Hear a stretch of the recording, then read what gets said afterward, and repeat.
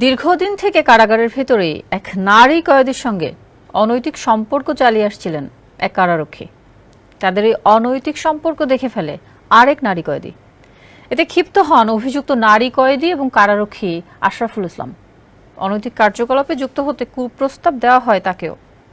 এমনকি এ বিষয়ে কাউকে জানালে মেরে ফেলে হৃদরোগে মারা গেছে বলে চালিয়ে দেওয়ার হুমকিও দেওয়া হয়। নিয়ামুল আহসান পামেলের প্রতিবেদন, বিস্তারিত জানাচ্ছেন সুরুজ আহমেদ। দেশ সেরা প্রযুক্তিপূর্ণ শপ স্টারটেক আছে 19 আউটলেট ও 64 জেলায় ডেলিভারি। Visit startek.com.bd।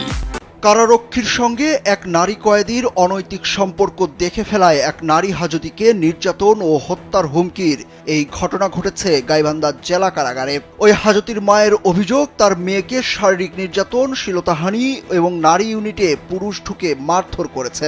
এই ব্যাপারে গত মঙ্গলবার গাইবান্ধা জেলা প্রশাসক বরাবর লিখিত অভিযোগ দিয়েছেন ভুক্তভোগীর মা।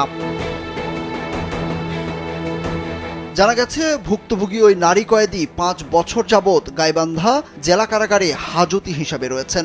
জেলা কারাগারে কর্মরত প্রধান কারারক্ষী মোহাম্মদ আশরাফুল ইসলাম এবং এক নারী কয়েদির মধ্যে অবৈধ সম্পর্ক গড়ে ওঠে।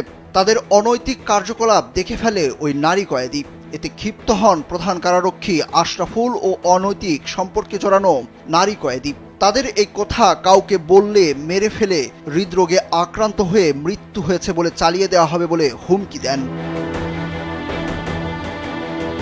এদিকে তাদের কার্যকলাপ দেখে ফেলায় কারারক্ষী আশরাফুল ইসলাম ভুক্তভোগী কয়েদিকেও বিভিন্ন সময় কারাগারের ভেতরে শ্লীলতাহানি সহ কুপ্রস্তাব দিয়ে উত্ত্যক্ত করতেন। বিভিন্ন সময় তার পোশাক ধরে টানাটানি করতেন বলে অভিযোগ ভুক্তভোগীর। এছাড়াও জেল সুপারের কাছে বিচার দিতে চাইলে আশরাফুল জানান, জেল সুপার তারই লোক, নিজের টাকা খরচ করে তাকে এখানে বদলি করে নিয়ে এসেছেন তিনি। ঘরে আবার ওর সাথে একটা থাকে, নাম মনে করুন মেঘলা, ওই থাকে আলেফা, তারপরটা হিন্দু মহিলা থাকে।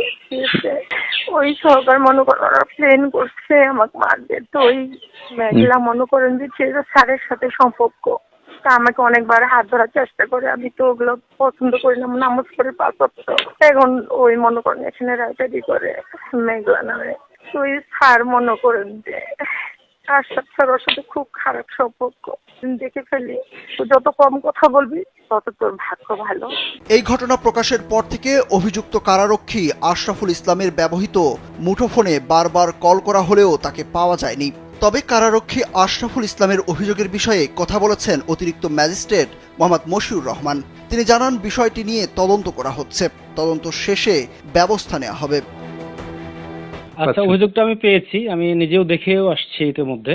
আমাদের যে অভিযোগ, সেই অভিযোগের বিষয়ে তদন্ত করে অভিযোগ যদি প্রমাণিত হয়, যারা যারা দোষী সাব্যস্ত হবে, দোষী যদি হয় আর কি, তাহলে আমরা তার বিরুদ্ধে প্রয়োজনীয় আইনানুগ ব্যবস্থা নিব।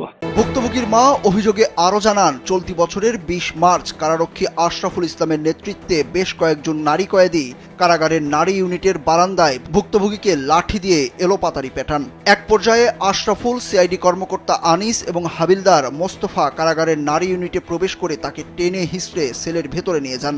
মেয়ের হাতে হ্যান্ডকাপ পরিয়ে রশি দিয়ে 2 পা বেঁধে লাঠি দিয়ে উরু ও পায়ের পাতায় বেদম মারধর করেন, কাপড় টেনে ছিঁড়ে ফেলে বিবস্ত্র করেন। এই ঘটনা বাইরে প্রকাশ করলে হত্যার হুমকি দেওয়া হয় তাকে। সুরুজ আহমেদ, কালবেলা।